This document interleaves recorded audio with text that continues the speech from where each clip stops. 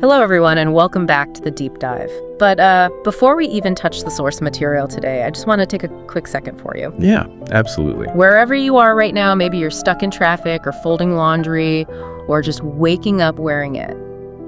I genuinely hope your day is filled with health, peace, and just real success in whatever journey you're on right now. We're rooting for you. It really is a privilege to be part of your routine. Mm-hmm. We definitely don't take that lightly. No, we don't. So let's get right into it because I want to start with a pretty jarring image. Okay. Imagine a classroom. It's third period, dead silent, the students are heads down on a test. And suddenly, the teacher at the front of the room stands up and just starts barking like a dog. Wow. Loud, sharp barks. Or maybe his head jerks violently to the side and knocks a stack of books off his desk. I mean, in most educational settings, that is the end of the lesson. Mm-hmm. And probably the end of the job. Exactly. You'd expect total chaos. You'd expect parents storming the principal's office, demanding that this teacher be removed immediately. But in the story we are unpacking today, that teacher isn't fired. He isn't hidden away either. Right. He actually becomes the teacher of the year. Which really forces us to ask a super uncomfortable question right off the bat. Like, what are we missing when we judge competence purely by appearance? That is exactly what we are going to find out. We are basing today's deep dive on this really powerful narrative from the 𝚣𝚊𝚊-channel. It's an incredible source. It really is. They've documented the life of a man named Ben. And our mission today is to unpack how a neurological disorder, something that literally should have disqualified him from teaching, actually made him one of the best educators in the country. And I want to be super clear here. This isn't just your standard triumph over tragedy story. It's a literal case study in institutional bias, the failure of the medical system, and just the raw psychology of resilience. There are so many layers. So let's go back to the beginning. We're in the late 1960s, early 70s. Ben is 6 years old. It's the little kid. Yeah, by all counts, he's a totally typical happy kid playing with his younger brother, Jeff. But then his body just starts to rebel. Right, it starts small. A twitch here, a weird noise there. Yeah. But it quickly escalates into these completely uncontrollable motor and vocal tics. He describes it as a glitch in his brain. Like a sneeze you just can't stop, but it comes out as a bark or a head jerk. And you really have to remember the context here. This is decades ago. We did not have the medical awareness we have now. Not at all. So when Ben goes to school and starts making these noises, the reaction is, frankly, it's horrifying. It's what we call the attribution error in psychology. The teachers see a behavior, a disruptive noise, and because they don't see a visible wound or, a wheelchair, they attribute it to his character. They just assume he's choosing to do it. Exactly. They assume he's just acting out. In the educational model of that time, compliance was the absolute highest virtue. If you're making noise, you're defying authority. They thought he was just being a brat. Yeah. So Ben isn't just dealing with this terrifying neurological confusion inside his own body. He's actively being gaslighted by the adults who are supposed to protect him. They are punishing him for a biological reflex. And it wasn't just school. The home front was really complicated too. Ben's parents were going through a divorce right around this time. Which is already traumatic enough for a 6-year-old. Right. But that divorce gave the doctors a really convenient excuse. Oh, this is the part that is so frustrating to look back on. The psychiatrist looked at Ben, saw the pics, and basically said, well, this is psychosomatic. He's just acting out because he's sad about his parents splitting up. That is such a heavy burden to put on a kid. Telling him you're barking because you're emotionally unstable. It's literal medical gaslighting. They were looking for a psychological cause for a purely neurological problem. And that delayed his actual diagnosis for years. And we really have to talk about his dad. The source material paints a pretty complex picture of him. He wasn't a villain, but he was, impatient. He was a father operating out of fear. Yeah. We see this a lot in family psychology. He sees his son doing something weird that attracts ridicule. His first instinct is, stop doing that so you don't get hurt. But he expressed that fear as anger. Exactly. He kept telling Ben, just control it. Stop making those noises. Which, as we know now, is physically impossible for Ben. But then you have the mom. Yeah. And she is the absolute hero of this first act. She's the ultimate advocate. The neighbors were telling her, oh, this is spiritual.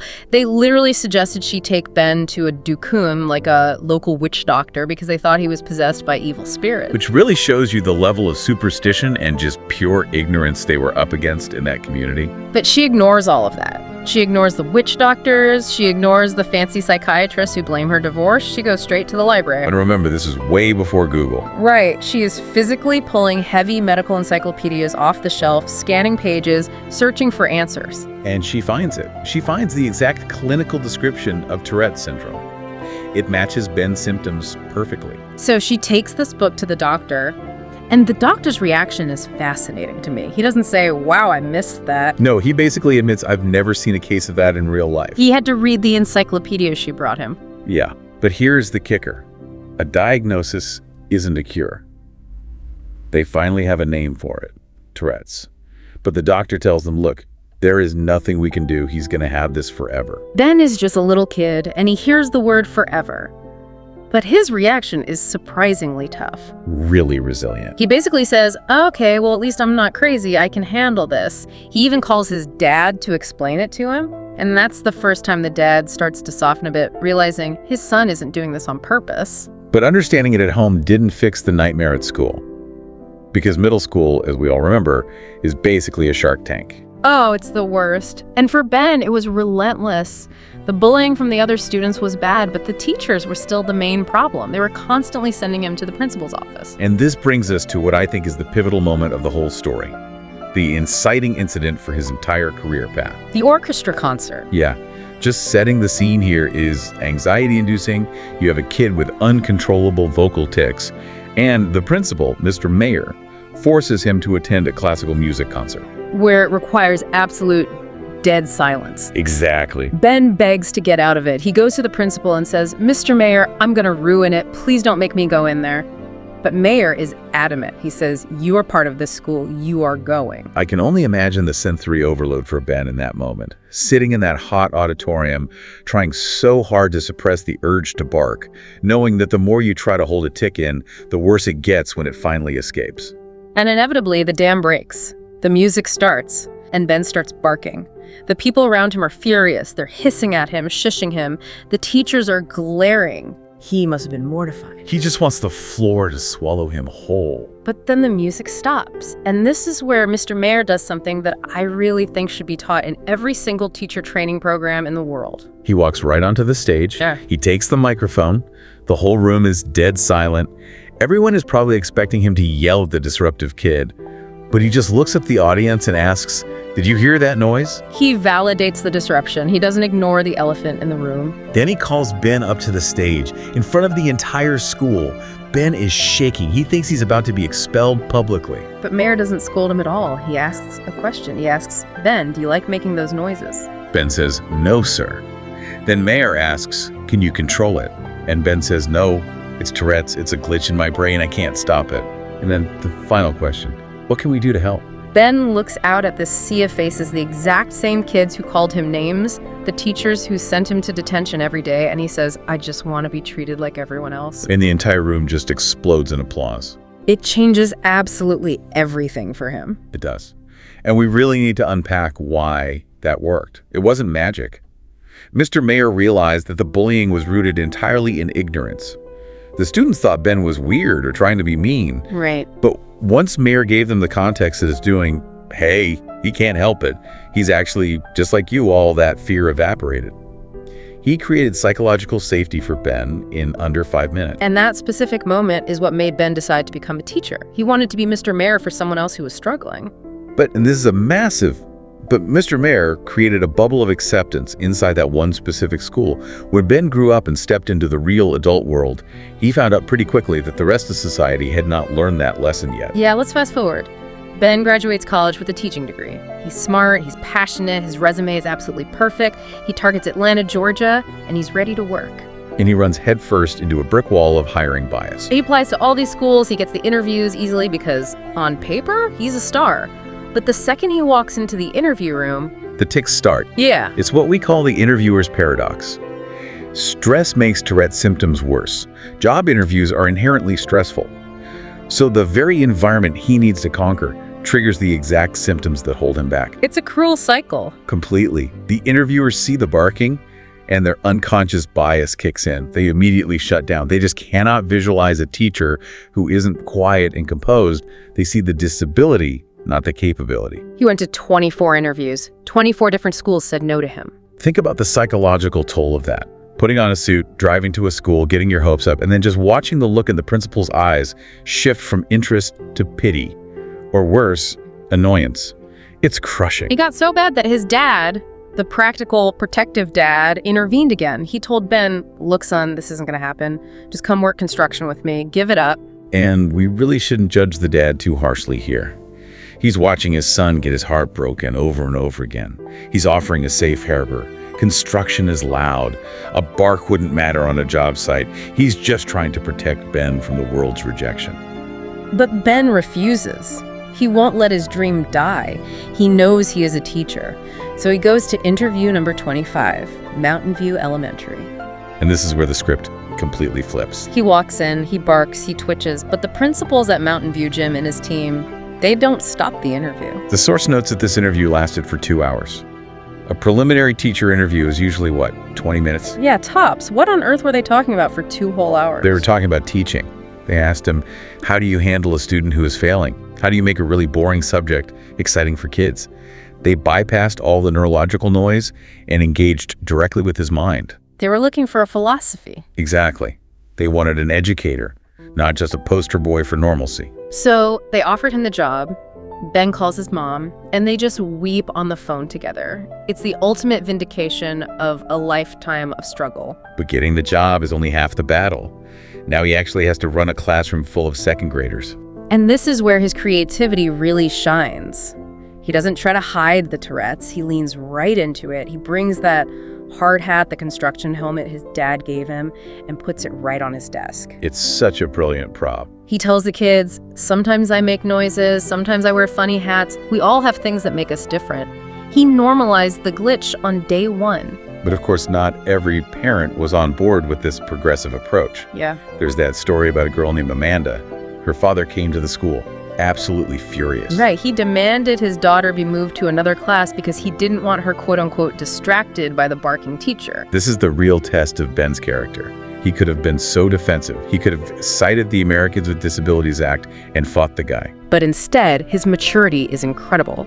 He told Amanda, it's okay, the other teachers here are great, you're gonna have a wonderful year in another class. He showed her total grace. He completely refused to let someone else's prejudice make him bitter. And ironically, by the end of the year, hearing how much fun all the other kids were having in Ben's class, that father probably realized he made a massive mistake. He definitely did. And then there's the story of Heather. This one hit me really hard. Yeah, this is definitely the emotional anchor of the whole narrative. Heather was a student in Ben's class, and she was terminally ill. She had cancer. She was going through chemo, losing her hair, feeling awful all the time. But she begged her mom to let her go to school. She did not want to stay home. She wanted to be in Mr. Ben's class. And you have to ask why. Because in Ben's class, being different was the baseline. She wasn't the cancer girl there. She was just one of the kids. Ben made his classroom a sanctuary for the outliers. When Heather eventually passed away, Ben was devastated. But when the funeral came around, that old fear crept right back in. He was terrified to go to the church. He was afraid he would bark during the eulogy. He was terrified he would disrespect her memory by making a scene. It's that exact trauma from the orchestra concert resurfacing 30 years later. He almost didn't go in. He was standing outside. But Heather's mom saw him. She walked right up to him and said, "You have to come in. You were the only one who made her happy. You invited life into her final days." That moment validates his entire struggle. The noise didn't matter. The tics didn't matter. The connection was all that mattered. So he went in, sat in the back, and honored his student. It's just a beautiful testament to the bond he builds with these kids. And just to sprinkle a little more joy on this, Ben also found romance. He met a woman named Nancy through online dating. Which is incredibly brave in itself. He was terrified that his tics would scare her off on the very first date. But she saw the man, not the tics. They got married in 2006, so he is winning professionally and personally. Which leads us to the ultimate climax of his career. The school administration calls a sudden assembly. They tell Ben it's for a formal school evaluation. Which is teacher code for everyone, be on your best behavior, we're being judged right now. Ben is nervous. He walks into the assembly and the whole school is there. The state superintendent is there. And they announce the winner of the local equivalent of the Teacher of the Year award. And it's Ben. The boy who was sent to the principal's office every single day for barking is now being crowned the best teacher in the state. Wow. And the best part, his dad is in the audience. And not just sitting in the audience. The dad had actually built a set of beautiful handmade wooden shelves for Ben's classroom. That was his peace offering. That was him finally saying, I accept you. I accept your path. You were right all along. Ben gets up to give his acceptance speech. And this is the insight I want everyone listening to really hear. He doesn't say, I beat Tourette's. He doesn't say, I succeeded in spite of it. No, he says, I learned from it. He thanks his disability. He says, Tourette's taught me the most important lesson of all, how to not let one thing define you. Think about the massive empathy that generates. When a student struggles with reading or a kid comes from a broken home, Ben doesn't see a problem student. He sees a kid struggling with something they cannot control. He has infinite patience because he has lived his entire life on the other side of judgment. His supposed weakness is literally the engine of his success. It is a profound reframing. He took the one thing he was told to hide, and he made it his superpower. And that is the challenge for all of us. We live in a world that constantly tells us to polish our image, hide our flaws, and present this perfect front. Ben's story proves that our cracks are actually where the light gets in and where it shines out. Well, we have covered an incredible journey today, from the confused 6-year-old boy to the award-winning educator who inspired a generation. It really makes you completely rethink how we view disabilities in the workplace and in our schools. Absolutely. Before we wrap up, I need to make sure you know exactly where this incredible story came from. We are standing on the shoulders of the 𝚣𝚊𝚊-channel today. Yes, please go check them out. This entire deep dive was based on their fantastic documentation. If you believe in stories that challenge the status quo, you really need to support the creators who find them. So search for 𝚣𝚊𝚊-channel, hit that subscribe button, like their videos. Yeah, the algorithm often ignores meaningful content in favor of quick trends. By engaging with their channel, liking, commenting, clicking through, you are boosting their CTR and voting for more deep human stories like Ben's. So go give them some love. Now, I want to leave you with one final thought to chew on today. We talked a lot about Ben's glitch becoming his greatest teacher. Right. So to you listening right now, I want you to take a hard look in the mirror. What is the one thing you are trying to hide about yourself? The thing you think disqualifies you? The thing you think is your glitch? It's a scary question to ask yourself. What if that very thing isn't an obstacle at all? What if it's actually the key to your unique power? What if, just like Ben, your greatest weakness is actually your greatest teacher? Definitely something to think about. Thanks for diving deep with us today. We'll see you next time. Take care, everyone.